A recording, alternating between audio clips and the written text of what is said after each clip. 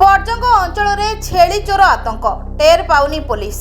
ढेंकानाल जिला पर्जंग अंचल में किछि दिन हेब चोरी डकायती राहाजानी ह्रास पाइथिबा बेले वर्तमान अंचल में किछि दिन धरी छेली चोर मानक आतंक खेला देथिबा बेले दुर्बृत्त मानक धरिबा पई पुलिस तनाघना चलाइछंती।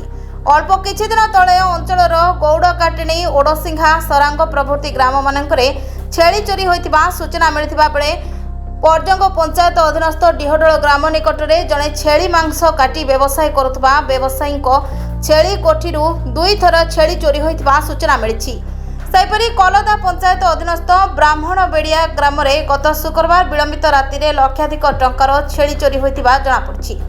उक्त ग्रामर क्षीरोद साहू पुओ हिमांशु साहू 36 वर्ष नामक युवक घर ठारू प्राय 100 मीटर दूर में दीर्घ दिन धरी गोटे आजबेस्ट छपर घरे छेली फार्म करिसंती। एही फार्म रे 117 गोटी छेली रखिथिबा बेले गत शुक्रवार विलंबित राति में कौनसी अजଣା दुर्बृत्त माने एथिरो 30 गोटी छेली चोरी करि नैथिबा पर्जंग थाना रे हिमांशु लिखित अभियोग करिसंती।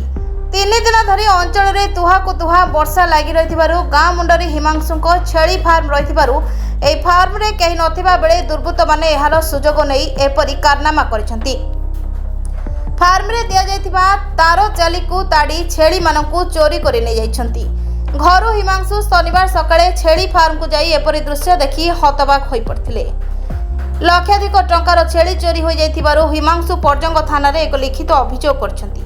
वर्तमान अंचल में छेली चोर मानक आतंक खेला देथिबा बेले पुलिस एहार कोनोसी टेर पाइनी। घर ब्राह्मणबेड़िया मु छेली फार्म करी अछि गाँ मो घर ठारू डिस्टेंस 700 मीटर हम। मोर शुक्रवार दिन राति 30टा छेली चोरी जाइछन्ती। मोर थिले टोटाल 117टा छेली। मु थाना रे जणाई अछि पर्जंग थाना रे।